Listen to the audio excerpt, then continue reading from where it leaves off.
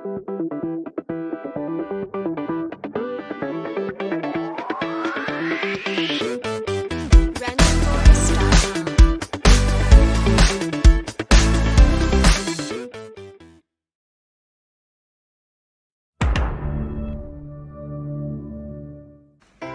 à tous et bienvenue sur cette nouvelle vidéo. Aujourd'hui, je vais vous parler de mon top 8 de mes chaînes YouTube préférées pour se cultiver. Alors si comme moi tu en as marre des chaînes de YouTube beauté, de tutos make-up ou des vlogs en général, sache que sur YouTube il y a une mine d'or de chaînes pour se cultiver qui sont vraiment très intéressantes. Donc aujourd'hui pour toi j'en ai choisi 8 et je vais te les faire découvrir tout de suite. Donc je vais vous les présenter brièvement et à chaque fois après la présentation je vous mettrai quelques dizaines de secondes d'un extrait d'une vidéo de leur chaîne que j'aurais choisi au hasard pour vous donner une petite idée de ce que ça peut donner et pour vous donner envie d'aller vous abonner. Alors la première chaîne que j'aimerais vous présenter c'est la chaîne Y-Penser. C'est une chaîne qui a plus d'1 million d'abonnés, donc peut-être que vous la connaissez déjà, mais du coup il y a vraiment des super vidéos. Donc son slogan c'est, attendez je le relis, je me souviens plus, c'est déjà restez curieux et prenez le temps d'y penser.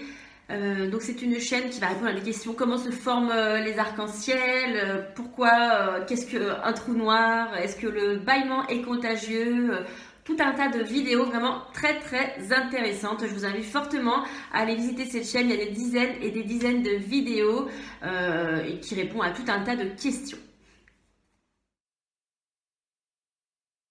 Aujourd'hui, je vous pose la question, combien est-ce que l'être humain a de sens ? A priori, c'est un sujet qui n'est pas très passionnant parce que tout le monde sait bien qu'on a 5 sens. On a la vue, l'ouïe, l'odorat, le goût et le toucher. La réalité est un petit peu plus compliquée, mais pour avancer, il va falloir qu'on détermine d'abord précisément ce qu'est un sens, et ensuite pourquoi est-ce qu'on pense tous avoir 5 sens. Alors la deuxième chaîne, il s'agit de la chaîne Syllabus, donc c'est une Canadienne en fait qui présente ça. Ce que j'aime beaucoup sur cette chaîne, c'est qu'elle explique avec des mots très simple des expériences scientifiques. Donc ça c'est vraiment ce qui est sympa, c'est que même elle a l'air très sympathique, elle explique vraiment bien avec des mots que tout le monde peut comprendre. Donc il y a des expériences, des explications, c'est vraiment une chaîne de découverte.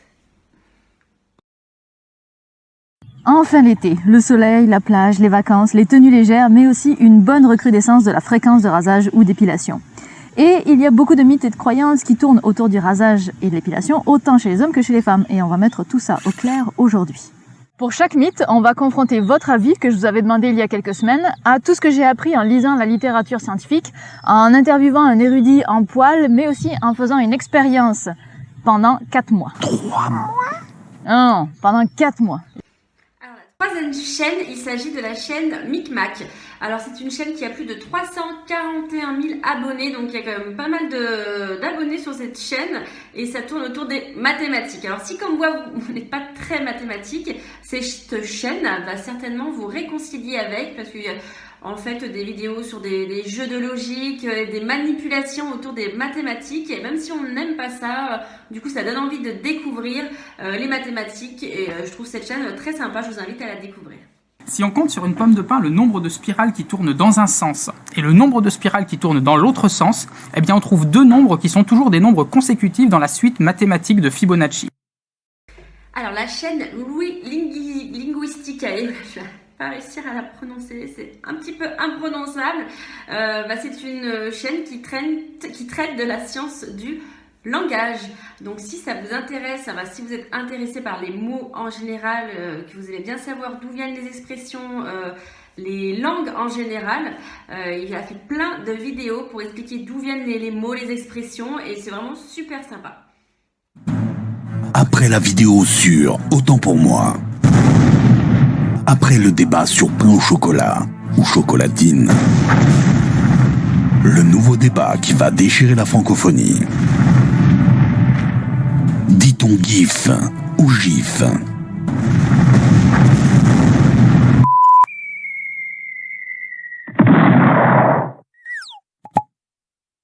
Bonjour YouTube, Il y a quelques temps, j'ai lancé sur Twitter un sondage pour connaître la prononciation de ce mot, un mot que je prononcerai personnellement RIF afin de rester neutre. Sylvain Pierre du RIF. Vous avez été 2418 votants, ce qui représente un échantillon assez intéressant, et les résultats montrent que vous êtes alors 56% à prononcer J. Alors la chaîne de Poisson Fécond que je suis depuis très longtemps, que j'adore, il explique vraiment très bien, c'est assez fun.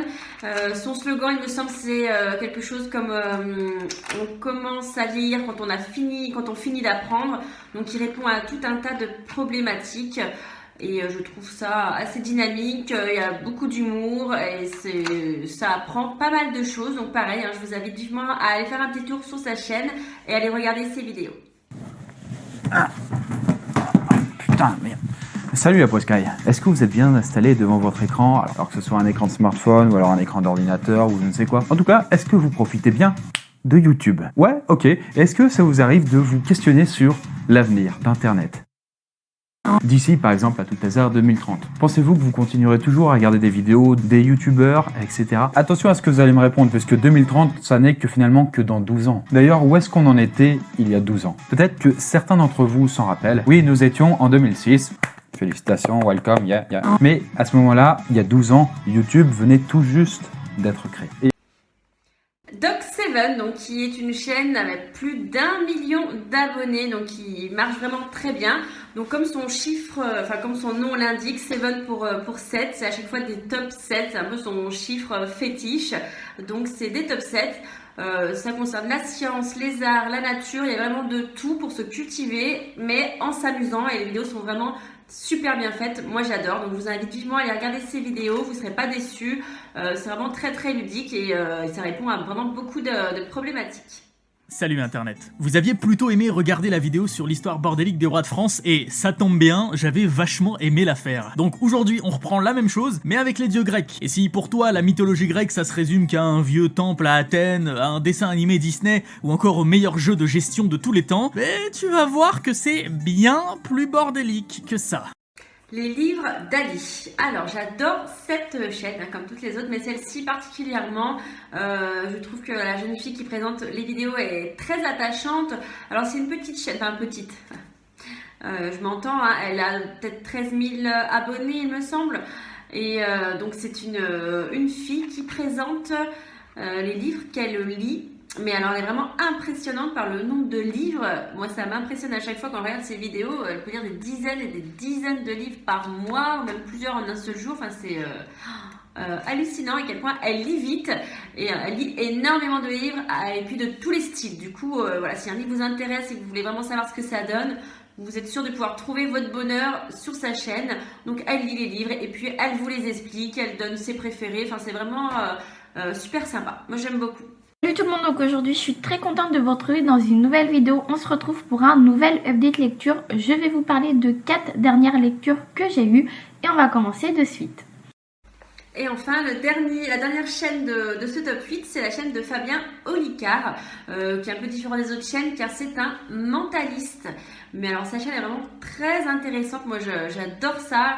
Il va analyser ce qu'on appelle les langages non verbal, la manipulation dans le langage. La petite présentation que je vais vous montrer après, c'est une expérience qu'il a fait. Il arrive à savoir en regardant une personne le boulot qu'elle fait, ce qu'elle aime dans la vie, son âge. C'est vraiment impressionnant et ces vidéos sont super sympas à regarder. Aujourd'hui, on va se faire une vidéo de cold reading. Il y a 5 ou 6 personnes, je crois, qui ont été recrutées par Loïc, par Fanny et par Pierre. Je sais pas qui c'est, je connais pas leur nom, je connais rien d'eux. J'ai essayé de gratter des infos, mais ils ont rien voulu me donner. Et on va essayer de déduire des choses sur un peu qui ils sont, peut-être leur goût, leur vie, ce genre de choses. Vous allez pouvoir le faire en même temps que moi. Alors forcément, je vais me planter plusieurs fois, mais c'est ça aussi le cold reading. Il faut essayer de faire des choses. Si vous savez pas exactement ce que c'est cette méthodologie, le plus grand, fier porteur, c'est Sherlock Holmes, qui faisait tout par la déduction. Mais c'est un personnage de roman. Non, Sherlock n'a pas existé. Arrêtez de croire ça. Mais ça reste quand même le plus grand représentant de cette méthode déductive, juste en regardant les gens. Donc dans un premier temps, je vais aller les voir, je vais aller essayer d'analyser des choses. Ils pourront pas me parler, mais ils pourront juste se lever si je leur demande, par exemple, pour essayer de voir un maximum de détails sur eux. Mais surtout, ne rien me dire. C'est chaud, mais j'adore ce challenge. J'espère que ma vidéo vous aura plu. J'ai trouvé ça sympa de faire une petite vidéo sur une présentation de chaînes qui sortent un peu de l'ordinaire, parce que c'est vrai qu'on n'a pas souvent l'habitude d'aller sur YouTube pour forcément se cultiver, mais voilà, vous avez pu vous rendre compte qu'il existe bel et bien des chaînes où on peut apprendre tout un tas de choses. En tout cas, je vous laisserai mettre un petit commentaire sous la vidéo, à vous abonner si vous voulez en voir plus et pour m'encourager bien sûr. Et moi je vous dis à très bientôt dans une nouvelle vidéo.